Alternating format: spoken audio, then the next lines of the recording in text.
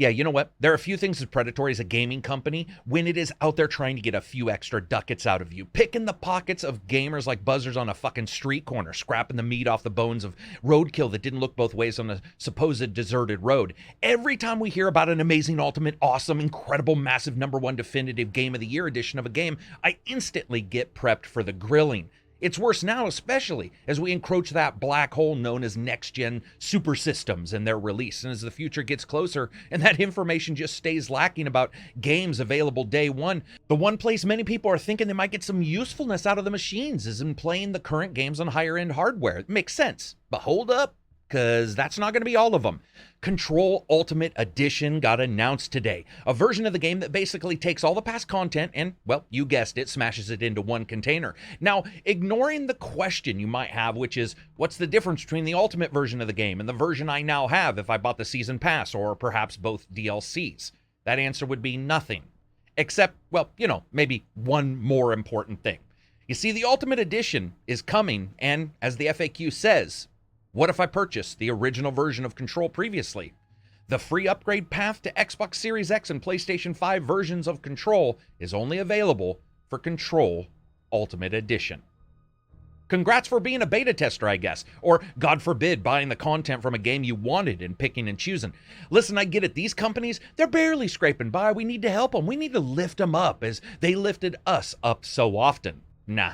We should all be prepared for this grifting, because it is going to happen more and more. Control came out a year ago, and its DLC for Alan Wake content comes out this month, and they pull this. This overlap mixed with the Ultimate Edition, it's not a mistake. It's a cold, desperate grab at connecting the newest content and making you want to get it again. I mean, because you know what? 24 versus maybe 59 for the Ultimate Edition? Hell, I'll just buy it again. Now look at the release dates for Control Ultimate Edition on the platforms. August 27th on Steam, August 10th on the Epic Store, PlayStation 4 and Xbox One. That's the digital version. End of 2020, PlayStation 4 and Xbox One for the physical versions. End of 2020, PlayStation 5 and Xbox X Series digital. Early 2021, PlayStation 5 and Xbox Series X physical. They say that they're unfortunately unable to ship both the digital and physical editions at the same time due to various production reasons related to the global pandemic. The digital version is the exact reason why Xbox in particular has their smart delivery system, so that you will not have to worry about this. But guess what? We do. Control's $59.99 on Epic. It's $24.99 for the Season Pass, or $14.99 for the Expansion Pack 1. Now, assuming the same price for the Expansion Pack 2, the Alan Wake experience, you're saving $6 whole bucks getting the Season Pass. Ultimate Edition is the same stuff. Basically, if you rebuy it, you're just pre-ordering the next-gen version of Control. Now, I get it. We live in a world where the sycophants of gaming outnumber those who probably just want to sit back on a night and grab a cool one and play on an evening of gaming and not worry about this shit. But you gotta worry about it. There's a point of contention when it comes to truth. When we work and enjoy in an industry where people call their games Game of the Year Edition before the year is even over, and no one ever called the game Game of the Year Edition in the first place. There's nothing ultimate about this title.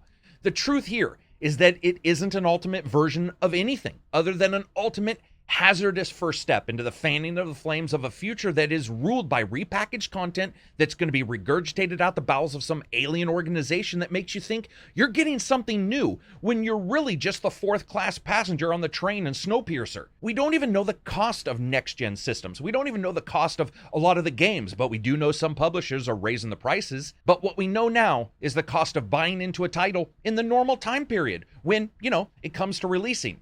And that is a price that is way, way too expensive if we just want to play it on our next-gen system. I would like to know what you guys think about Control Ultimate Edition. I, for one, absolutely hate it. I hate the idea. If you like the video, give it a thumbs up. I would love for you to share it, tweet it out, follow me on Twitter, Facebook, Reddit, whatever. Go to Patreon, whatever. That's it for me. Peace out, and enjoy the rest of your week.